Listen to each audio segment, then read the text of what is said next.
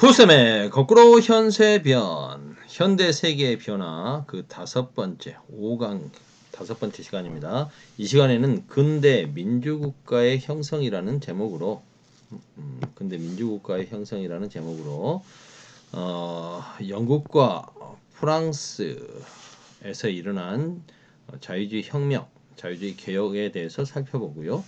이탈리아와 독일의 통일 과정, 미국과 러시아의 발전 과정에 대해서도 잠깐 맛보도록 하겠습니다. 해야 될 내용이 많죠. 등장하는 나라만 해도 6개나 되니까요. 다 지금 세계적인 강대국 반열에 오른 나라들 아니겠습니까? 먼저 프랑스는 나폴레옹 체제가 무너졌지 않습니까? 왕정이 복구됩니다. 루이 16세의 아들이 아니죠. 동생이었던 루이 동생이 이제 왕이 올라서 그 사람이 루이 18세입니다. 그 루이 18세의 아들이 샤를 10세. 그래서 이 샤를 10세 때 그 망명 귀족들이 이제 많이 돌아왔을 테니까 돌아온 그 루이 18세에 이어서 왕이 오른 샤를 10세는 다시 예전의 전제 정치로 돌아가려고 하는 거죠. 의회 해산해버리고 선거권 제한하고 언론 출판 탄압하고. 하지만 이미 자유주의자들, 시민, 학생, 노동자들은 자유주의 맛을 봤는데 그대로 달 리가 있습니까? 결국 샤를 10세를 몰아내고 루이 필립을 새로운 왕으로 세우는 입헌 군주정을 만듭니다. 이게 바로 7월 혁명이죠.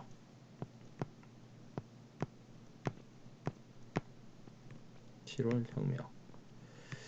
그 7월 혁명을 상징하는 그림이 여러분들 프랑스 혁명하면 흔히 보이는 이 그림 있지 않습니까? 민중을 이끄는 여신. 이 그림이 프랑스 대혁명 시기에 그림인 줄 아는데 바로 이 프랑스 나중에 그 7월 혁명 때의 그림입니다.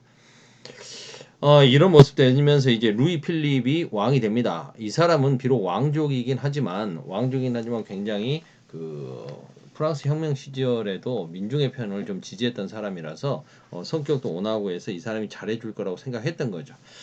다른 부분에서는 나름 좀 온화한 성격이긴 했으나 이 사람도 기본은 보수적인 사람이라고 볼 수 있겠죠.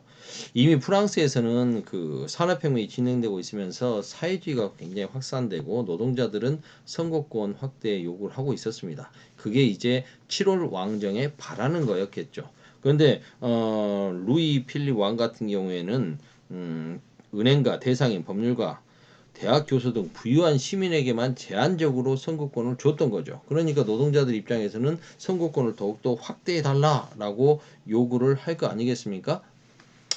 여기에 대해서 이제 그 루이 필립은 좀 탄압하는 모습을 보였을 테고 결국 루이 필립을 몰아내고 예전에 그 나폴레옹 시절의 영광 때문인지 나폴레옹 가문에 대해서 뭔가 기대를 합니다. 그래서 나폴레옹의 조카였던 루이 나폴레옹을 대통령으로 뽑는 공화정 정부를 세우죠. 이게 바로 2월 혁명입니다.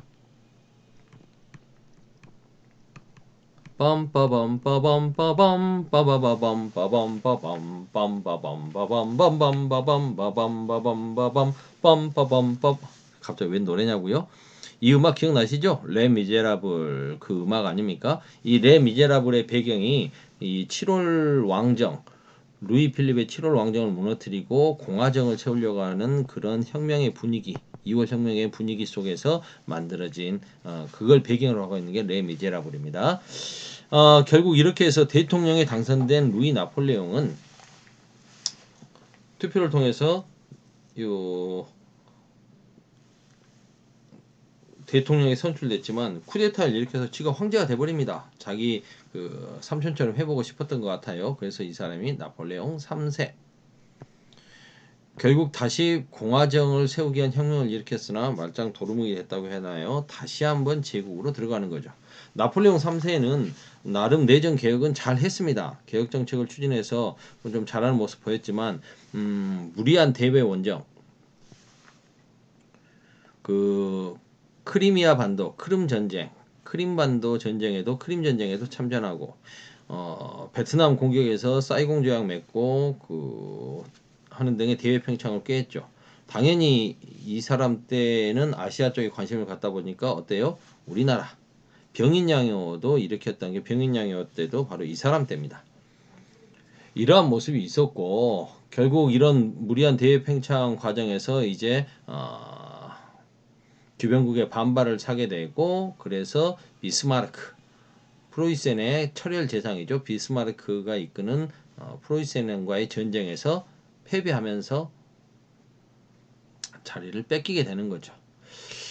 결국 파리 사람들은 프로이센 군대에게 포위된 상태에서 나름 이렇게 자치 정부를 세우려고 파리 꼬민이라고 하는 것까지 파리 꼬민 만들어서 자치 정부를 만들어 저항하지만 결국 진압이 되고요. 이후 프랑스 같은 경우는 프로이센하고 이제 강화 협정을 맺고 공화정을 세우게 되는 겁니다. 혼란이 계속되고 있었겠죠. 나폴레옹 체제를 무너뜨리고 들어섰던 게 빈 체제. 빈은 오스트리아 수도 아닙니까? 오스트리아의 수상이었던 외교 메테르니라는 사람이 중심이 돼서 잠깐만. 다시 오스트리아의 그 외무부 장관이었던 메테르니가 중심이 돼서 프랑스 혁명 이전으로 유럽의 질서를 돌리자라고 하는 게 빈 체제입니다. 이렇게 되면 이제 옛날의 왕국들이 다 등장을 하겠죠. 이렇게 되니까 이미 자유주의를 맛을 본 사람들이 참겠습니까? 각 나라에서 자유주의 운동이 일어나게 됩니다. 영국은 이 와중에도 그 유럽 대륙이 혁명과 반혁명의 소용돌이 속에서 정신이 없을 때 조용히 의회 정치를 바탕으로 점진적인 개혁을 추진하고 있었습니다. 심사법을 폐지하고 심사령을 폐지하고 그러니까 그 자신이 믿는 종교 신앙 때문에 관직 임용을 제한받을 수는 없다. 이거 심사받아서는 안 된다. 라는 거겠죠. 그래서 심사법을 아예 없애버렸고 그 다음에 카톨릭 해방법 카톨릭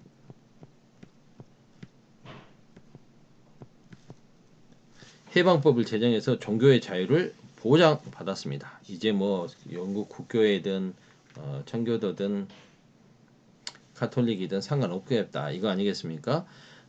그 다음에 이제 산업혁명이 본격화되면서 인구 이동이 늘어나자 선거구를 다시 좀 조정해달라라는 요구가 많았습니다. 그래서 선거법을 개정하죠. 선거법을 개정해서 부패 선거구 없애주고 신흥 상공인들에게도 도시 상공인들에게도 선거권을 주겠다. 물론 뭐 일정한 재산이 있어야 되니까 제한적인 선거권이었지만 그러자 노동자들에게도 인민들도 인민헌장이라는 걸 발표합니다. 우리에게도 투표권을 더 달라 추가 개정해 달라라고 요구했던 거죠. 이게 이제 영국의 차티스트 운동으로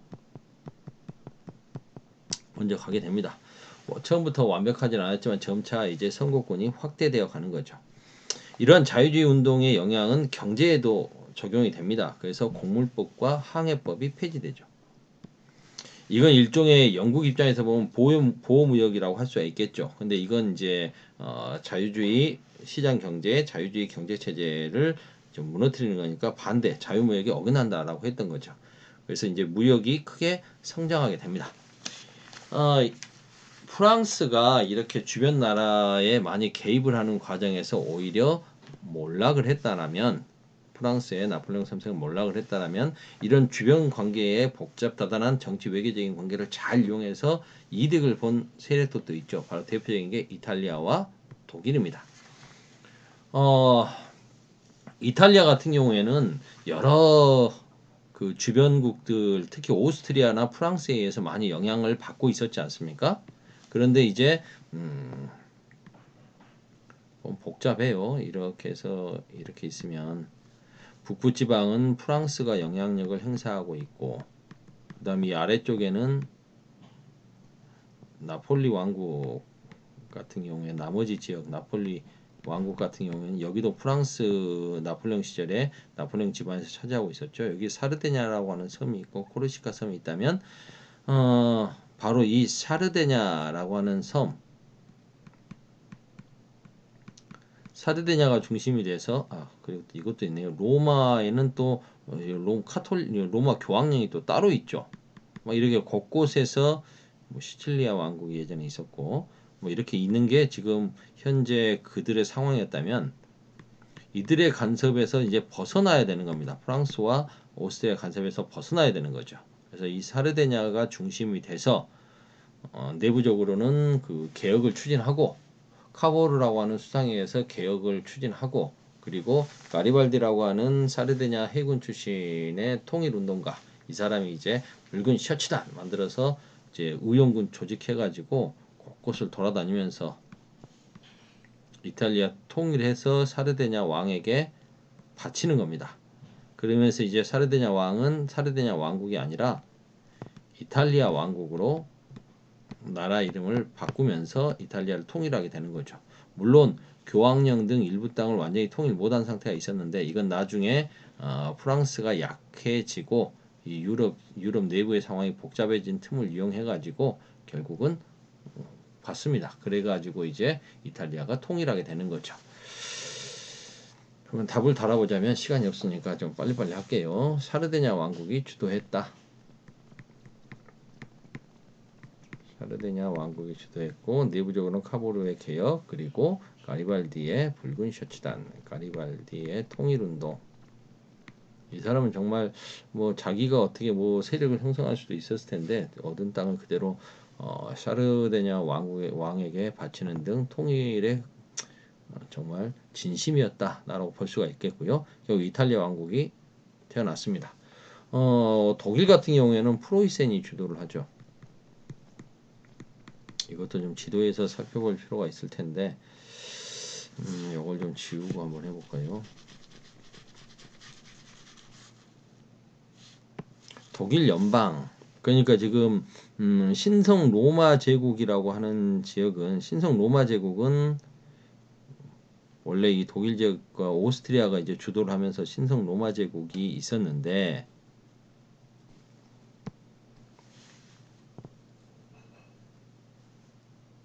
뭐 이렇게 되겠죠.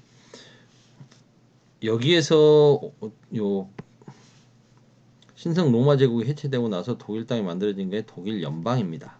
느슨한 연방 체제로 이제 만들어졌는데 예전에 이제 주도했던 세력은 당연히 신성 로마 제국의 그거 정통성을 갖고 있는 오스트리아겠죠. 근데 이 오스트리아 제국 같은 경우는 그 안에 뭐 오스트리아 제국 영토가 꽤 넓어요. 꽤 넓다 보니까 이거 애매합니다. 어디까지가 그래서 오스트리아 헝가리 이중 제국 같은 경우에 영토가 꽤 넓죠. 이탈리아 북부부터 시작을 해가지고 헝가리 뭐 동유럽까지 다 차지하고 있으니까요. 그러면 이제 어떻게 되겠습니까? 이걸 다 통일하자니 독일 제국을 통일하자니 오스트리아가 이탈리아 북부부터 시작을 해가지고 뭐 이렇게 차지하고 있기도 하고 독일 연방 땅덩어리가 굉장히 이렇게 큰데 뭐 프랑스하고 사이에도 이렇게 있고 발트해부터 시작해서 뭐 이렇게 쑥 차지하고 있어요. 이게 독일 연방이라면 그 중에서 이제 오스트리아를 좀 빼버리면 색깔을 좀 딴 걸로 칠해볼까? 오스트리아를 빼면 뭐 이렇게 되겠네요. 이 정도가 되는 겁니다. 그러면 이제 독일 연방을 통일한 독일도 이렇게 연방 말고 강력한 왕국이 만들어져야 되는데 오스트리아를 포함시키면 게르만족이 아닌 다른 애들도 여기 다양한 애들 있잖아요. 이런 애들도 막 들어오게 된다는 거죠. 그렇다면 프로이센 입장에서는 그게 싫은 거예요. 그래서 프로이센이 중심이 돼서 소독일주의로 독일을 좀 통일하자라고 하고 싶은데 이렇게 하면은 이제 오스트리아가 싫어하죠. 자기들이 독일 연방의 맏형인데 나를 빼고 놀아? 그래서 그러면은 오스트리아 게르만족이 많이 사는 지역까지만 포함하고 나머지 지역은 빼자 막 이런 주장도 나오게 되는 겁니다. 이런 복잡다단한 상황 속에서 독일 연방을 만들려고 하는 움직임들이 잘 안 됐던 거죠. 그런데 이제 프로이센의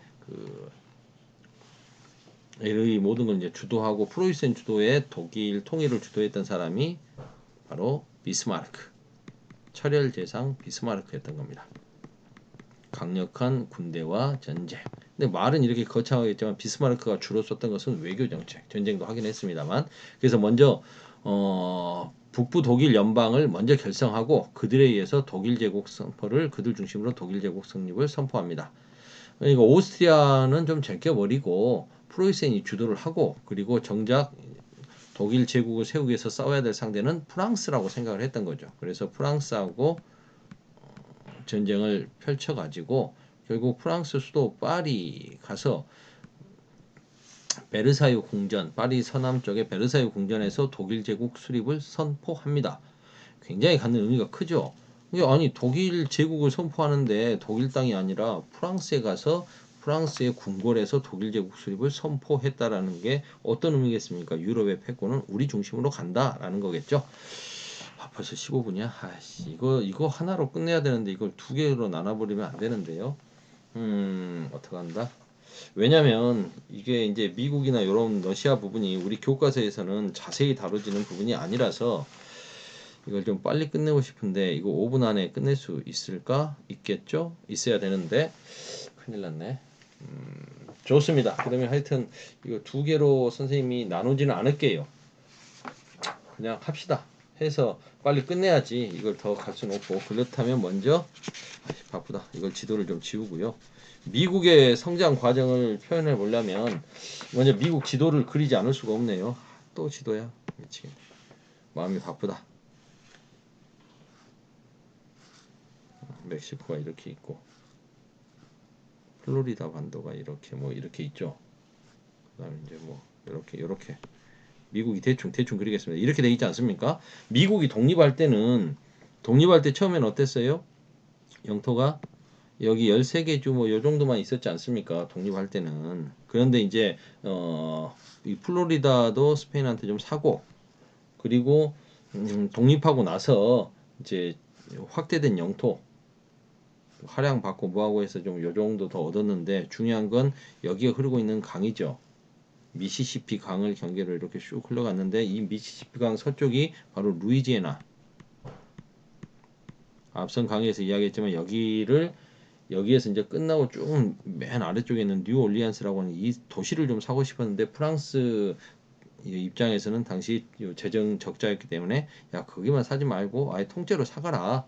여기 다 줄게. 루이지애나 통째로 사라 해서 이 루이지애나를 통째로 프랑스가 미국한테 팔죠. 미국 땅덩어리 이렇게 늘어난 겁니다. 그 다음에 이제 미국은 멕시코하고 전쟁에서 이 텍사스 영토 여기를 또 멕시코로부터 뺏어요. 뺏고 그 다음에 멕시코한테 일부 할양받기도 하고 그 다음에 멕시코한테 넘겨받은 게 정말 어마어마한 땅덩어리인데 멕시코 입장에서는 관리하기가 좀 힘들어서 그랬을까요? 사막이라고 생각해서 그랬을까요? 이 캘리포니아를 미국한테 또 줍니다. 캘리포니아를 주고 넘겨주고 나중에 이제 영국한테 또 오리건주를 넘겨받죠. 그래서 미국 땅덩어리가 이렇게 어마어마한 땅덩어리가 지금의 미국 땅덩어리처럼 되는 거죠. 나중에 알래스카는 또 러시아한테 사고 뭐 이렇게 되는 거 아니겠습니까? 미국은 명예로운 고립이라고 하는 멀로 대통령이 멀로 선언을 하죠. 그래서 우리나라는 유럽 대륙에 있는데 신경 안 쓸 테니까 너희들도 아메리카 대륙 신경 꺼라고 했던 겁니다. 그리고 멕시코하고 전쟁에서 영토를 엄청나게 많이 차지했고요. 그 다음에 서부를 개척하는 과정에서 원주민들을 강제로 이주시키죠. 원주민들을 쫓는 모습이 이제 자기들 입장에서는 서부 개척이지만 원주민들에게는 피눈물 나는 역사죠. 결국 태평양 연안까지 진출했습니다. 그리고 잘 아시다시피 남북 전쟁을 통해서 너희가 해방되고 해방령 내려주고 북부가 승리하고 산업화가 이루어졌다. 러시아는 러시아 달력으로 12월이라고 할 수 있는 데카브리라고 하는 달에 봉기가 일어나서 데카브리스트의 봉기입니다. 이건 자유주의자들의 봉기인데 우리나라로 따지면 뭐 갑오개혁 아니 갑신정변이랑 비슷하다고 할 수 있겠죠. 이건 실패를 했습니다. 그러면서 이제 니콜라이 1세 같은 경우는 전제 정치를 더욱 강화하죠. 이것들 좀 개혁해줬더니 안 되겠네 이거 아니겠습니까? 하지만 이제 그 남쪽으로 진출하면서 크림 전쟁에서 오스만 투르크하고 싸움을 벌였던 크림 전쟁에서 이제 열강들 서구 열강들이 개입되면서 크림 전쟁에서 패배하고 여기에서 이제 좀 충격을 받았는지 개혁을 추진하죠. 그래서 알렉산드르 2세가 개혁을 추진합니다. 농노를 해방시키고 두마라고 하는 그 의회도 만들어주고 국민 개병제 실시하고 그리고 이제 2차 아편 전쟁 거기에 좀 개입을 해가지고 그 중재하면서 연해주를 차지하죠. 그래서 연해주 쪽으로 진출도 하고 그래서 이제 자유주의자들 같은 경우에 농민들을 계몽해서 혁명 세력을 육성하자라고 하면서 브나로드 운동을 펼치게 되는 거죠. 민중 속으로 들어가자. 브나로드 운동. 이게 우리나라에도 영향을 줘서 동아일보에서 그 농촌 계몽 운동으로 브나로드 운동을 실시했습니다. 아이고 바쁘게 넘어왔다. 20분 여기까지 끝.